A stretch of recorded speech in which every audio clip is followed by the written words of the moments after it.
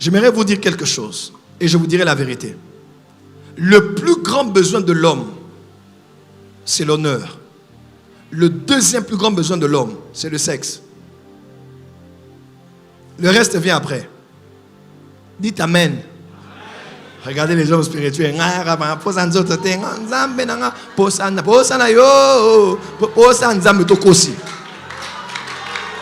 Le plus grand besoin de l'homme, c'est l'honneur.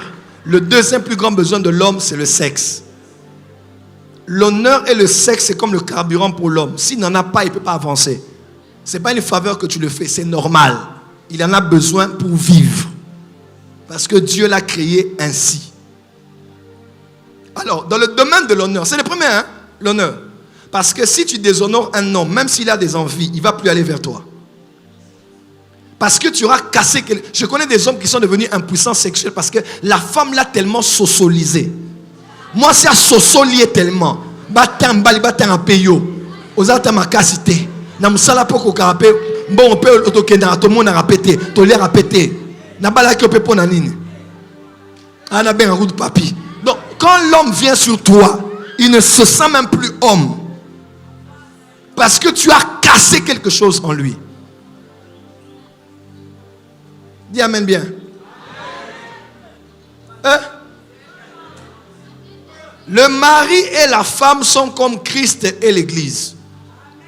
Ce que l'Église fait pour Christ et Christ fait pour l'Église, c'est ce que la femme doit faire pour l'homme et l'homme doit faire pour la femme. Comme Christ s'est donné pour l'Église, nous aussi, nous devons nous donner pour nos femmes. Dis amen bien. Comme Christ pardonne l'Église tous les jours, nous aussi, malgré leur vie, la femme est bizarre. Tous les jours, tu dois la pardonner. 77 fois, 7 fois. Comme Christ nous pardonne l'Église, comme nous aussi les hommes, on doit pardonner les femmes. Comme Christ te supporte, tu dois aussi la supporter tous les jours. Parce que des fois, tu te poses la question, pourquoi ça fait 20 ans que je ne confesse que les mêmes péchés? T'as déjà remarqué ça? Depuis que tu es nouveau là, il y a des péchés jusqu'à aujourd'hui, tu les confesses. Est-ce que Dieu t'a exterminé de la surface de la terre? Non. Alors la femme peut toujours être dans ces choses-là, ces chichis, ces chachas, ces caprices. Tu dois la supporter comme Christ supporte l'Église. Dites amen bien. Tu dois mourir au travail, à la croix du travail, jusqu'à ce qu'elle mange. Tu dois mourir en 24 heures de jour. Mourir en mission. Ça, c'est ta croix. Pour que ta femme ne manque de rien. Dites amen bien. Dites amen bien. Mais la femme aussi.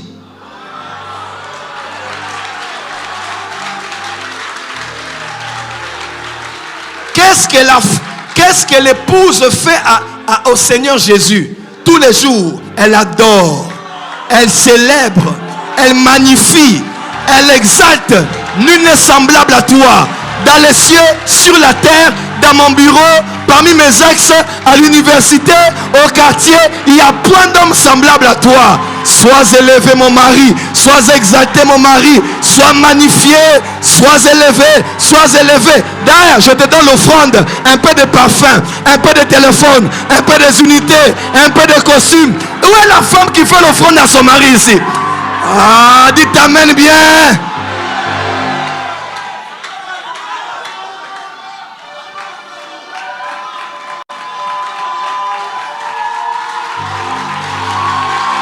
Maman, tu dois adorer ton mari. Qui est comme toi? Qui est semblable à toi parmi les hommes? Là où l'homme se trouve, là il ne se sent plus.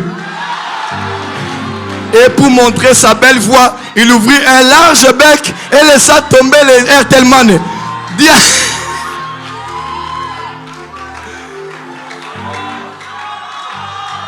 Oui.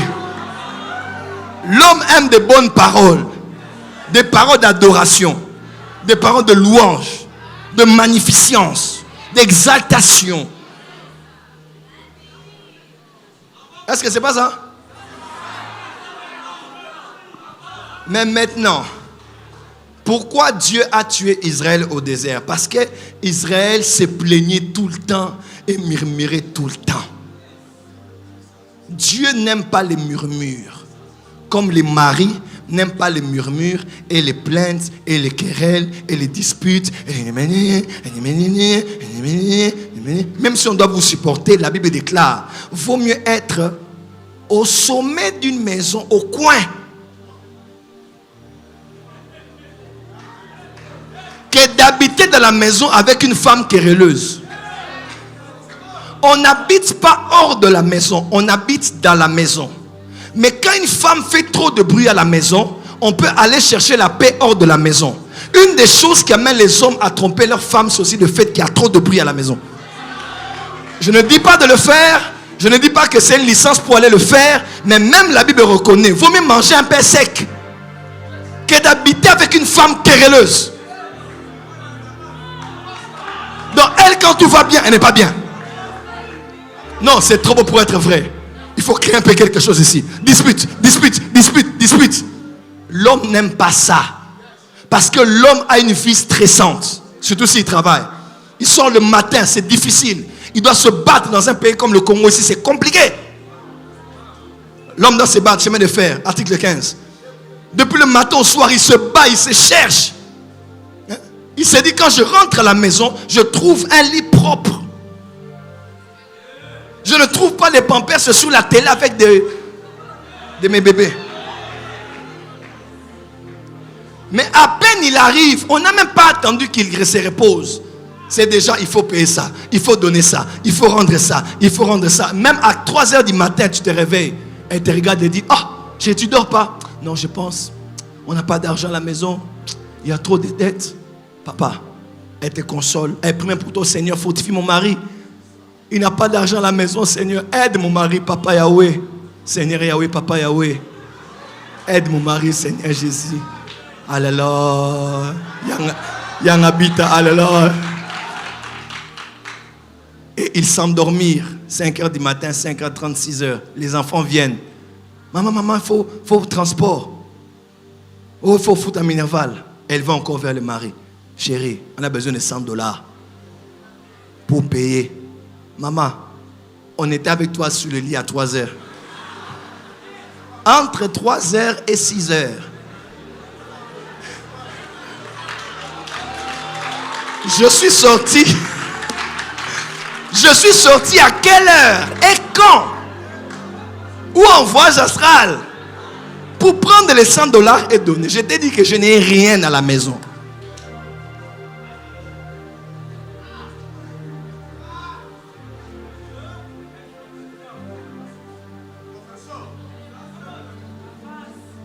Je connais des femmes qui frappent leur mari. Oui. Oh, il y a même ici.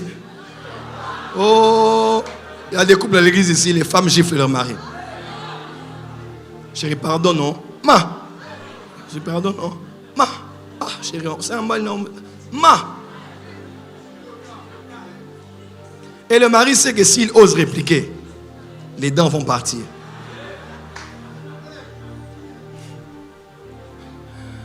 Frère, Moïse n'est pas entré dans la terre promise à cause de la colère.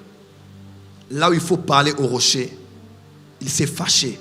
Il a frappé le rocher. Frère, combien de terres promises n'as-tu pas raté depuis le début de ta vie chrétienne? Seulement à cause de ta colère. La colère peut venir, mais s'il te plaît, ferme la bouche. Déplace-toi. Pleure même s'il faut pleurer. Prie, mais maîtrise-toi. Parce que la colère peut dépenser une grande énergie spirituelle que tu possèdes. Je voulais vous dire ce soir, Dieu m'a mis à cœur de dire à quelqu'un durant ces 21 jours, même durant cette saison, il y a des gens qui vont vouloir te pousser à bout. Il y a des circonstances qui vont vouloir te pousser à un lieu de non-retour. Ça peut même arriver de la personne que tu aimes, parce que généralement, ce qui nous énerve le plus sont les personnes qui ont un droit dans nos émotions, qui ont une main mise sur nos émotions. Sinon, ça ne fait forcément rien. Mes frères et sœurs, Satan voudra vous pousser à bout durant cette saison. Mais répondez par la douceur. Répondez par la maîtrise de soi. Parce que vous êtes en voie de devenir un homme spirituel, une femme spirituelle, un maître dans les choses spirituelles. Vous devrez apprendre à vous maîtriser. On vous insulte, mais vous vous taisez.